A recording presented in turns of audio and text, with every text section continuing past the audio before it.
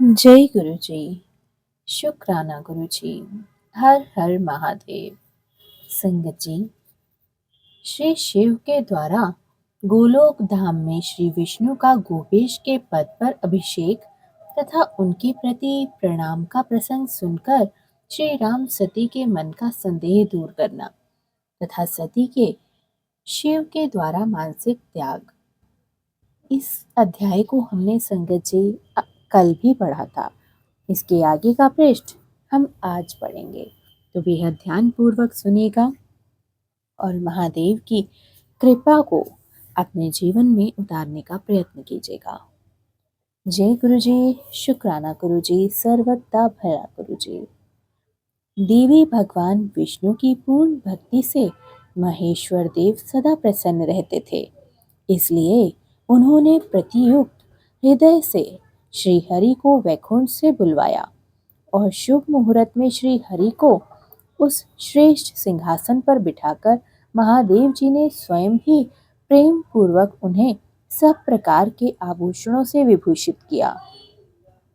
उनके मस्तक पर मनोहर मुकुट बांधा गया और उनके मंगल कौतुक गाए गए।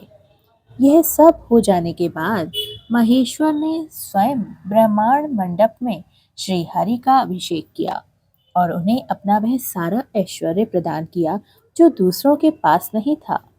तदंतर स्वतंत्र ईश्वर भक्त वत्सल शंभु ने श्री हरि का सत्वन किया और अपनी पराधीनता भक्त पर वशता को सर्वत्र प्रसिद्ध करते हुए वे लोक हर्ता ब्राह्मण से इस प्रकार बोले। माहेश्वर ने कहा, लोकेश, आज से मेरी आज्ञा के अनुसार ये विष्णु हरि स्वयं मेरे वंदनीय होंगे। इस बात को सभी सुन रहे थे। तात, तुम संपूर्ण देवता आदि के साथ इन श्री हरि को प्रणाम करो और ये वेद मेरी आज्ञा से मेरी ही तरह इन श्री हरि का वर्णन करो। श्री रामचंद्र जी कहते हैं, देवी भगवान विष्णु की शिव भक्ति देखकर मन प्रसन्न चित हो गया। प्रसन्न चित हुए वरदायक भक्त वत्सल रुद्रदेव ने उपयुक्त बात कहकर स्वयं श्री गरुड़ ध्वज को प्रणाम किया। तदंतर ब्रह्मा आदि देवताओं, मुनियों और सिद्ध आदि ने भी उस समय श्री हरि की वंदना की। इसके बाद अत्यंत प्रसन्न हुए भक्त वत्सल महेश्वर ने देवताओं के समक्ष श्री हरि को बड़े बड़े वर प्रदान किए।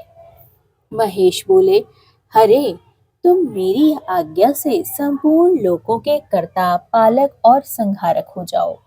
धर्म, अर्थ और काम के दाता तथा दुर्नीति अथवा अन्याय करने वाले दुष्ट को दंड देने वाले हो जाओ। महान बल पराक्रम से संपन्न जगत पूज्य श्री जगदीश्वर बने रहो। संग परायण में तुम कहीं भी जीते नहीं जा सकोगे। मुझसे भी तुम कभी पराजित नहीं होगे। तुम मुझसे मेरी दी हुई 3 प्रकार की शक्तियां ग्रहण करो। एक तो इच्छा आदि की सिद्धि, दूसरी नाना प्रकार की लीलाओं का प्रकट करने की शक्ति और तीसरी तीनों लोकों में नित्य स्वतंत्रता। हरे, जो तुमसे द्वेष करने वाले हैं वे निश्चय ही मेरे द्वारा प्रयत्न पूर्वक दंडनीय होंगे। विष्णु, मैं तुम्हारे भक्तों को उत्तम मोक्ष प्रदान करूंगा। तुम इस माया को ग्रहण करो जिसका निवारण करना देवता आदि के लिए भी कठिन है तथा जिससे मोहित होने पर यह विश्व जड़ रूप हो जाएगा। हरे, तुम मेरी बाईं भुजा हो और विधाता दाहिनी। दाहिनी भुजा है मेरे विधाता। तुम इन विधाता के भी उत्पादक और पालक हो जाओ। मेरा हृदय रूप जो रुद्र है वही मैं हूँ, इसमें कोई संशय नहीं है। वह रुद्र तुम्हारा और ब्रह्मा आदि देवताओं का भी निश्चय ही पूज्य है। तुम यहाँ रहकर विशेष रूप से संपूर्ण जगत का पालन करो। नाना प्रकार की लीलाएं करने वाले विभिन्न अवतारों द्वारा सदा उनकी रक्षा करते रहो। मेरे चिन्मय धाम में तुम्हारा यह परम वैभवशाली और अत्यंत उज्जवल स्थान होगा। यह लोगों नाम से गोगोक नाम से विख्यात होगा। हरे भूतल में जो तुम्हारे अवतार होंगे वे सबके रक्षक और मेरे भक्त होंगे। मैं उनका अवश्य दर्शन करूंगा।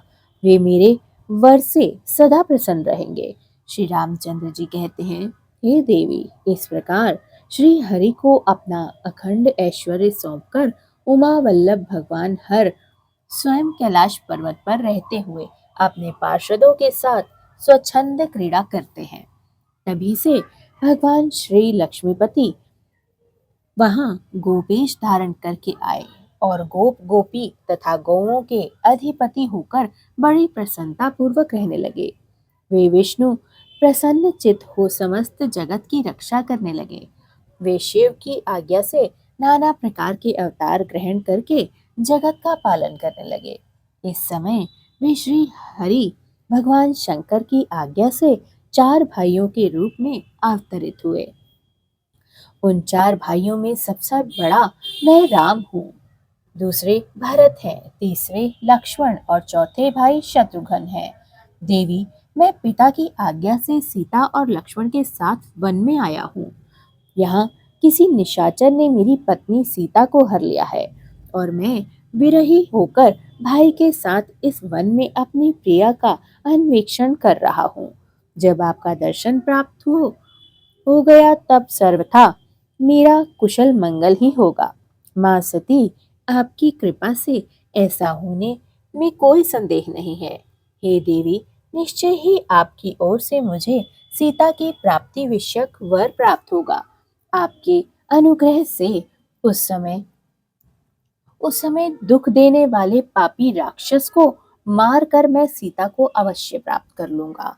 आज मेरा महान सौभाग्य है जो आप दोनों ने मुझ पर कृपा की। जिस पर आप दोनों दयालु हो जाएं, वह पुरुष धन्य और श्रेष्ठ हो जाता है। इस प्रकार बहुत सी बातें कहकर कल्याणमयी सती देवी को प्रणाम कर कर रघुवंश श्री रामचंद्र ने रघुकुल शिरोमणि श्री राम उनकी आज्ञा से उस वन में विचरने लगे। पवित्र हृदय वाले श्री राम की यह बात सुनकर सती मन ही मन शिव भक्ति परायण रघुनाथ जी की प्रशंसा करती हुई बड़ी प्रसन्न हुई, पर अपने कर्म को याद करके उनके मन में बड़ा शोक हुआ। उनकी अंग कांति फीकी पड़ गई। वे उदास होकर शिवजी के पास लौट गईं। मार्ग में जाती हुई देवी सती बारंबार चिंता करने लगी कि मैंने भगवान शिव की बात क्यों नहीं मानी और श्री राम के प्रति कुत्सित बुद्धि लेकर मैं यहाँ आ पहुंची। अब शंकर जी के पास जाकर उन्हें क्या उत्तर दूंगी। इस प्रकार बारंबार विचार करके उन्हें उस समय बड़ा ही पश्चाताप हुआ। शिव के समीप जाकर सती ने उन्हें मन ही मन प्रणाम किया। उनके मुख पर विषाद छा रहा था। वे शोक से व्याकुल और निस्तेज हो गई थीं। सती को दुखी देखकर भगवान हर ने उनका कुशल समाचार पूछा और प्रेम पूर्वक कहा, तुमने किस प्रकार परीक्षा ली। उनकी यह बात सुनकर सती मस्तक झुकाए उनके पास खड़ी हो गई। उनका मन शोक और विषाद में डूब गया था। भगवान महेश्वर ने ध्यान लगाकर सती का सारा चरित्र जान लिया और उन्हें मन से त्याग दिया। वेद धर्म का प्रतिपालन करने वाले परमेश्वर शिव ने अपनी पहले की हुई प्रतिज्ञा को नष्ट नहीं होने दिया। सती का मन से त्याग करके वे अपने निवास भूत कैलाश पर्वत पर चले गए। मार्ग में महेश्वर और सती को सुनाते हुए आकाशवाणी बोली, परमेश्वर, तुम धन्य हो और तुम्हारी यह प्रतिज्ञा भी धन्य है। तीनों लोकों में तुम्हारे जैसा महायोगी और महाप्रभु दूसरा नहीं होगा।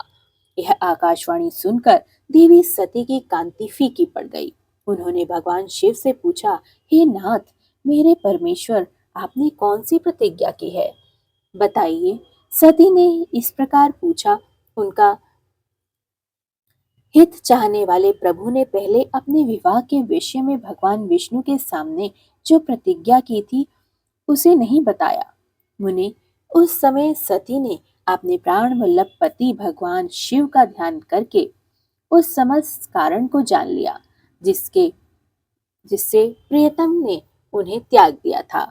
शंभू ने मेरा त्याग कर दिया है। यह बात जानकर दक्ष कन्या सती शीघ्र ही अत्यंत शोक में डूब गई और बारंबार सिसकने लगी।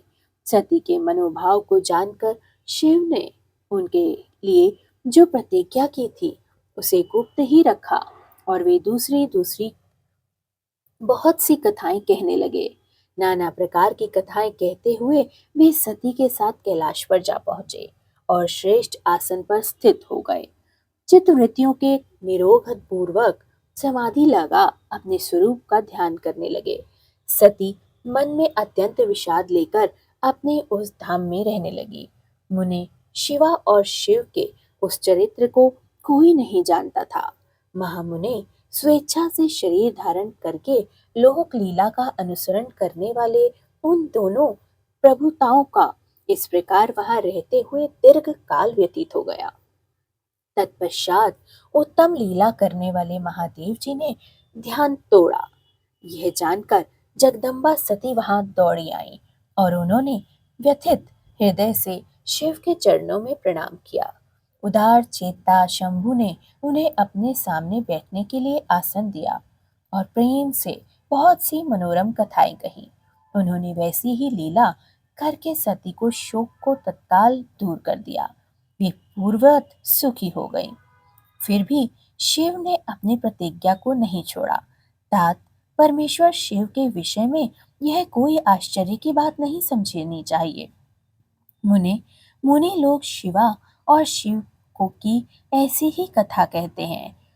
कुछ मनुष्य उन दोनों में वियोग मानते हैं, परंतु उनमें वियोग कैसे संभव है? शिवा और शिव के चरित्र को वास्तविक रूप से कौन जान सकता है? वे दोनों सदा अपनी इच्छा से खेलते और भांति भांति की लीलाएं करते। सती और शिव वाणी और अर्थ की भांति एक दूसरे से नित्य संयुक्त हैं।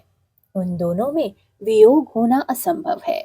उनकी इच्छा से ही उनमें लीला वियोग हो सकता है। हर हर महादेव। जय गुरु जी, शुक्राना गुरु जी, अनंतम अनंतम शुक्राना। इस पाठ को सुनने वाले और श्रवण करने वाले समस्त परिवारों का कल्याण हो। महाराज इस पृथ्वी को हर संकट से बचाइए। सर्वत्र का भला हो। सर्वत्र की भले की कामना से यह पाठ किया जा रहा है। कृपया गुरु जी सारी दुनिया पर कृपा करें। हर पाठ करने वाले और इस पाठ को सुनने वाले समस्त जीवों का कल्याण हो। समस्त सृष्टि पर जितने भी जीव जंतु हैं सबकी रक्षा आप करें और उनको संपूर्ण जीवन अन्न प्राप्त हो। वो कभी भूखे ना सोएं। समस्त पितरों को, समस्त जीव जंतुओं को, प्रकृति को संतुष्टि प्राप्त हो। गुरुजी ऐसी कृपा करना, इसी कामना से इस पाठ को किया है। जो भूल चूक हुई हो उसे क्षमा कर दीजिएगा। जय गुरु जी, शुक्राना गुरु जी, अनंतम अनंतम शुक्राना।